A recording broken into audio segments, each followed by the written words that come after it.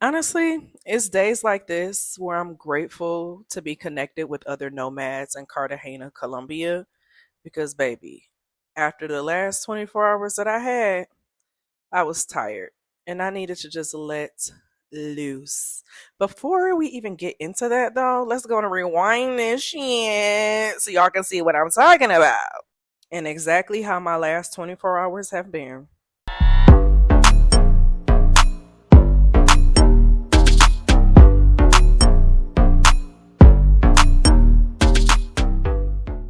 So Lizard found its way in here through the patio door when I had it open today because I keep the patio door open.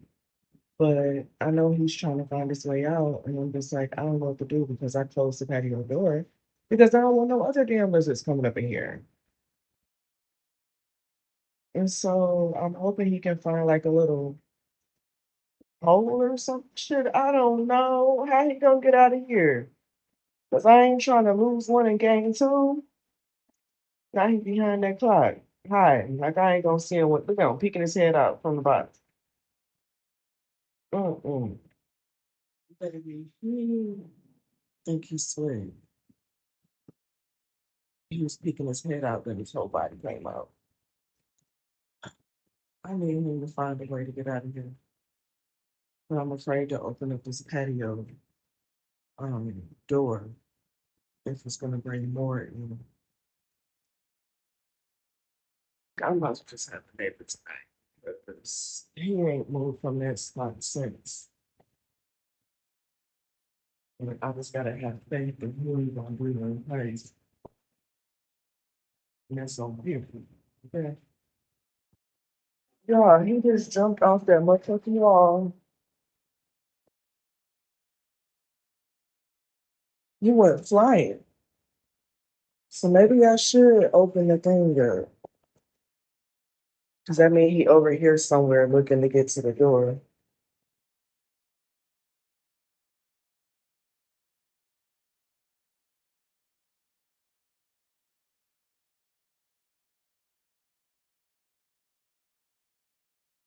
I don't need no more motherfucking lizards coming in this bitch though. I don't need no more coming in. Sorry for my language, y'all. That man jumped so dang on far. I don't know where he went. He got 24 seconds to get up out of here.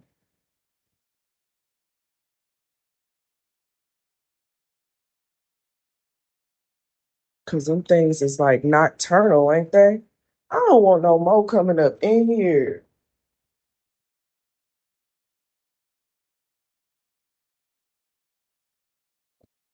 Where did he go?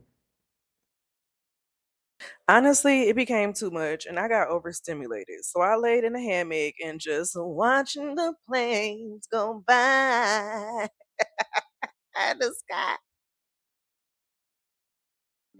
Ciao. So I probably should have known what kind of day I was going to have when I found a lizard in my apartment the night before. Baby, it was so hard to sleep because I'm like, what? Now, to be fair, finding lizards in tropical countries isn't really uncommon, and people warned me about this before I came to Latin America. And honestly, I've seen enough geckos and little tiny creatures over years while traveling that I shouldn't have been as startled as I was. But there's something about being alone in your apartment at nighttime, minding your own little business. And suddenly you realize you're sharing your personal space with a little tiny uninvited guest. It really humbles you because I don't know where he went. And until this day, I don't know where he at. And at that time, I laughed it off eventually and just finished my night off.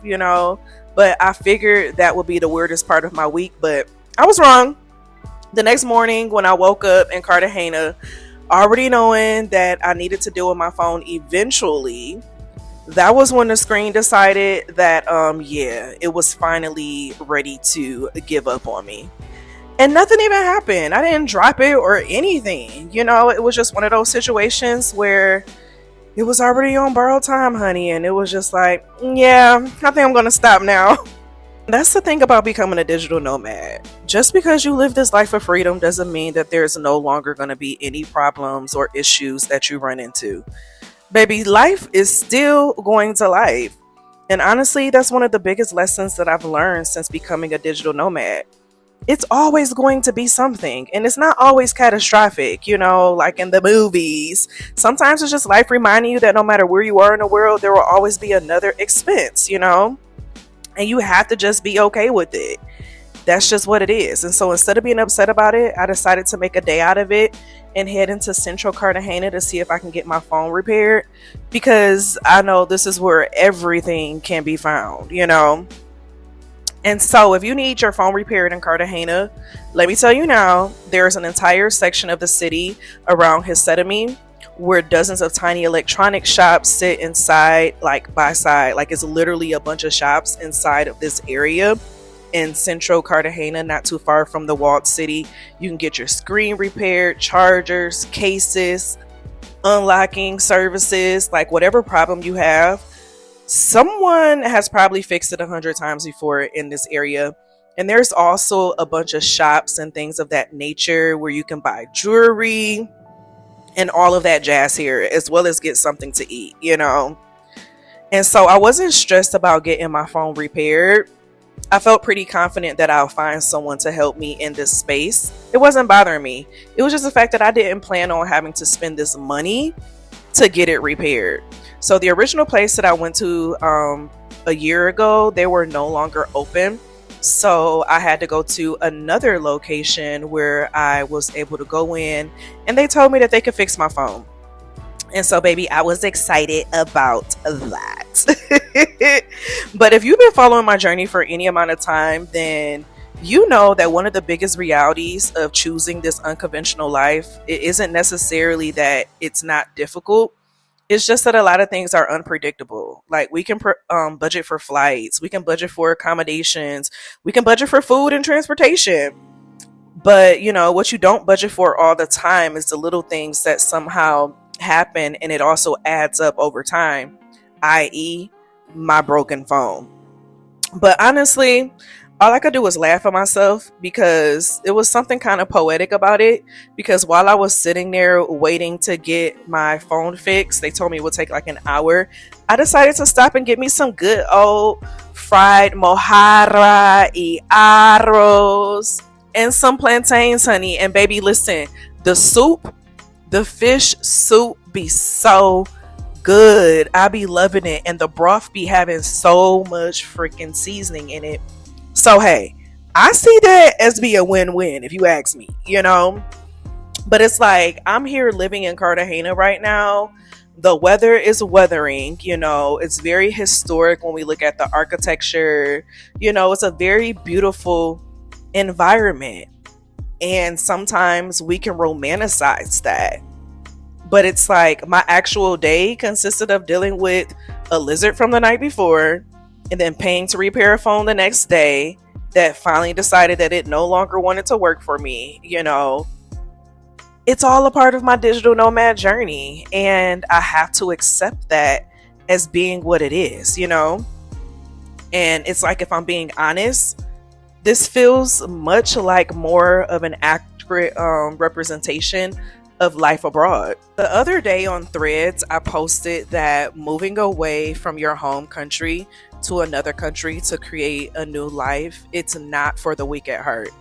It's not an easy feat. It takes a certain type of person and personality for it to work out and happen, because the reality is that you can never just predict everything that's going to happen, how your day is going to happen.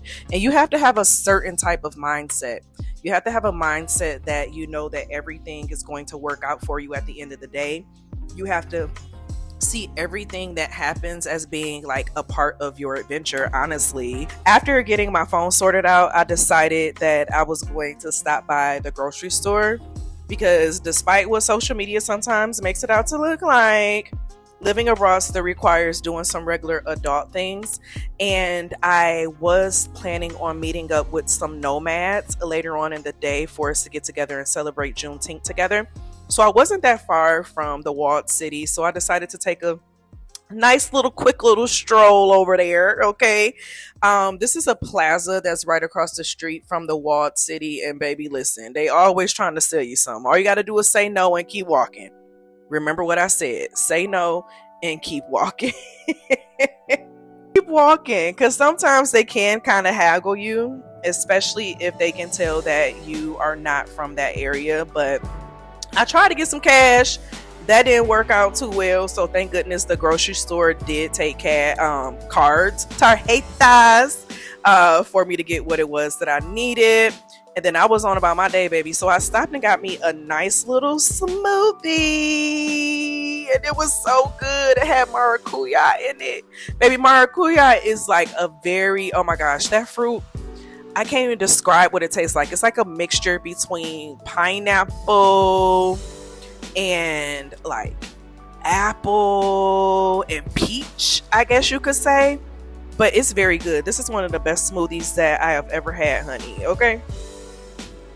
And so as I got my smoothie, I waited for my Uber to get there to get me. Now the thing is that Uber is actually illegal in Colombia.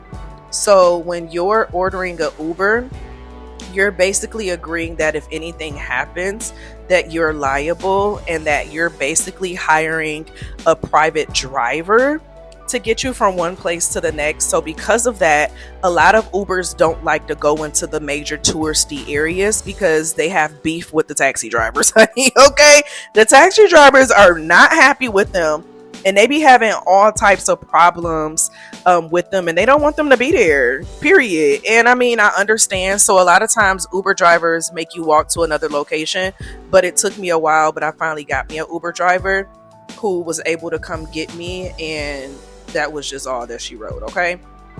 And so as we're driving through and past the walled city, this is actually the area where I stayed at when I was in Colombia last December.